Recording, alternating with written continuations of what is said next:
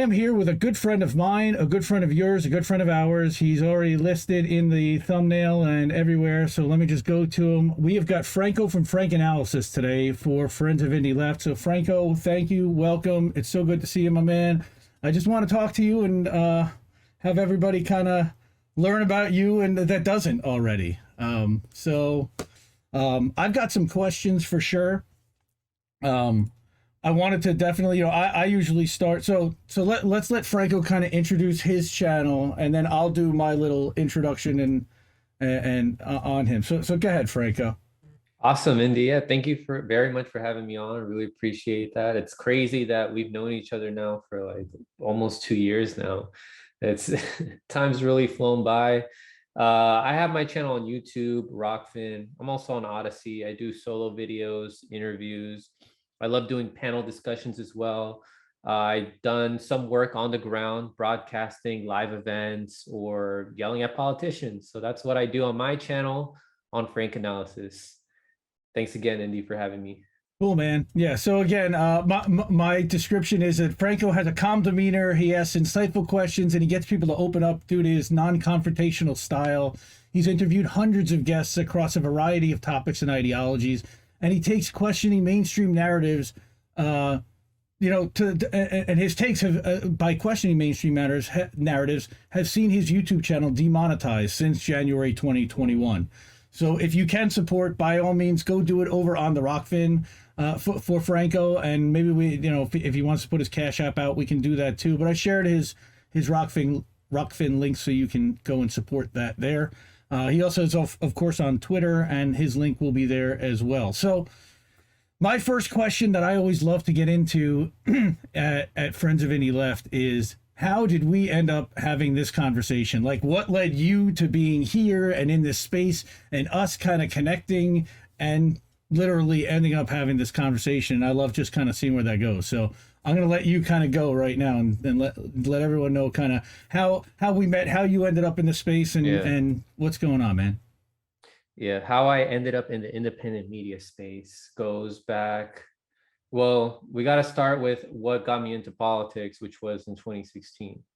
That was because I heard Bernie's message. Before that, I didn't care about politics. And I know a lot of people can say that Bernie was their gateway, and TYT was their gateway to news outside of the mainstream TV television networks. So I would listen to that, and then I was like, all right, so that makes sense why we're not getting anything, that's anything positive that's going to help the people. We had Obama, and then, back when I was in early high school, I thought that under Obama, we were going to finally get changes. That never happened. And Bernie Sanders was bringing to light that it's because corporations own both parties. So if corporations own both parties, then it's all a show. It's all theatrics. So I didn't follow along when he was telling us to vote for Hillary Clinton, because at the end of the day, the corporations were going to win. So after Bernie Sanders lost the primary, or I should say after it got stolen from him, we all know the story. A lot of evidence supports that. And then I was listening to independent media. Like, I found out about Jimmy Dore through TYT. And then from there, I ran into other channels, a lot of which I don't listen to anymore, like Kyle Kulinski, Humanist Report, and the like. Eventually, I ran into Nico House's channel back in 2018. But at that point, I was just casually watching. And then it was during the Democratic primaries for 2020, but this was like in 2019 towards the end, where I started listening to independent media a lot more. And it was in January where we saw all the memes of, oh, World War III is about to start because Donald Trump assassinated Qasem Soleimani with a drone strike. And I saw a lot of normies, making memes about it. A lot of people around my age and younger. So I thought, hey, let me take this opportunity and join my friend's podcast. They had a local podcast called HMO Podcast where they talked about entertainment and sports. Why don't I join them and talk about politics? Let me help be a gateway for some of those normies. So I joined their podcast. I started talking about politics.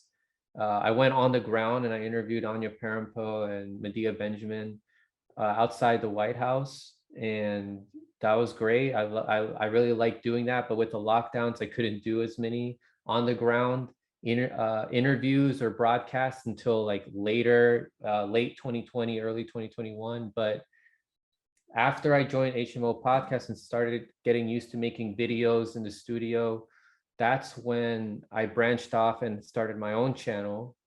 And I started pumping out more videos, started meeting more people as I did more interviews. And I gotta say, as I started doing this show on Franc Analysis, I realized that there was so much that I didn't know when I initially started. It opened up a whole can of worms.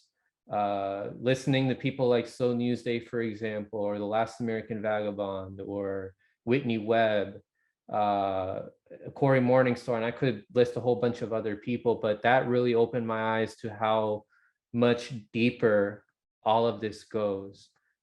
So that's just my passion. I love informing people. I love educating people. And right now, because of the demonetization and everything, I can't really make a living off of this. And I shouldn't do this, for the money or anything. If people donate, then that's great. But I'm at a point right now where I love informing. It's a passion, but I'm doing it as a hobby. So yeah, that's pretty much where I'm at right now, Indy. That's how we met. That you were helping me out, and you've been a great help along this journey. Yeah, well, somebody connected us. I'll give a shout out to Mona Carmona, the wonderful, lovely, beautiful Mona. Hi, Mona, if you're watching. She probably is.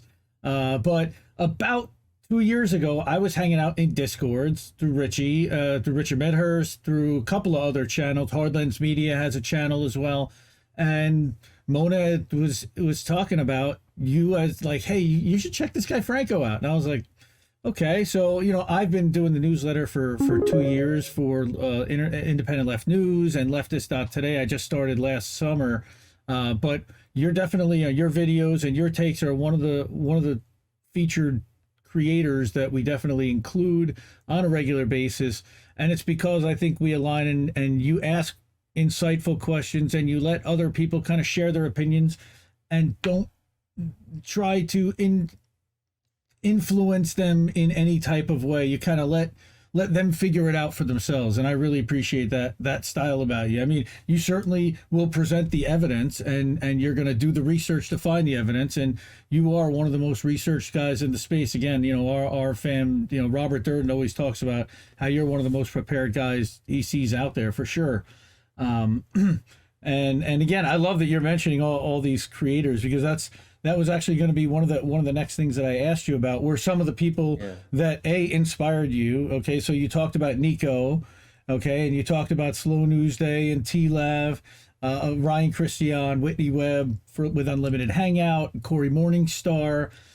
We also can't forget Convo Couch and Yes, Fiorella and Pasta over there, and Misty, and Robbie Yeager. I know you had Robbie on just last week.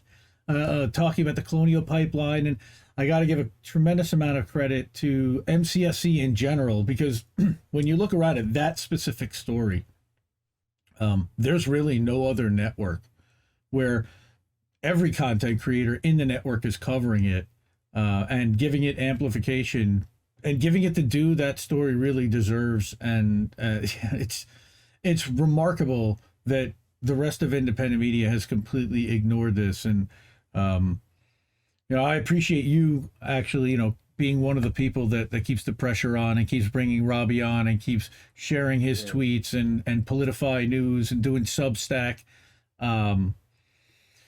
It's so important that we lift each other because of the banning and because of the demonetization that we've seen happening. And again, I'm just glad that you've branched out. I mean, I know you had, Derek Bros is somebody that you've introduced me to, for example, the Conscious Resistance.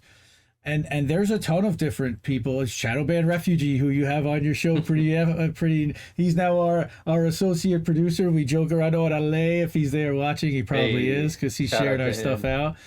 But yeah, I mean, again, we're just having fun in the space, but also educating, informing, connecting, amplifying, and trying to be positive, but providing a counter narrative to what's being put out there by this avalanche of independent media, of non and even independent media, but specifically corporate media that's dominating, you know, the 20 companies that really dominate most of what America sees, hears, and thinks, the normies that you talk about that aren't plugged into Twitter all day long, that aren't plugged into the independent space, that unfortunately have no idea who Franc Analysis and Independent Left News are. We're trying to change that little by little. And how do we do that? You know, I think that one of the ways that you've been doing it is through Rockfin, and through building out independent mailing lists and going direct to the people by trying to go around the platforms. Like, for example, right now we're streaming. Actually, I forgot to mention, we're actually on a 9th platform. We're actually streaming live at independentleft.news. So we are also self-hosting, and that, I think, is one of the ways that content creators can also diversify, is start to drive traffic to a website that they own, control, and can't be shut down or demonetized or deplatformed by anyone down to the ISP level. And then again, you have Cash App or Ko-fi or other ways to be monetized as a content creator, or even Substack, where they can't shut us down and we can still figure out a way to be monetized. Even go get funding, I believe, is another one of the apps that I know Steve has been using at Slow News Day and some others.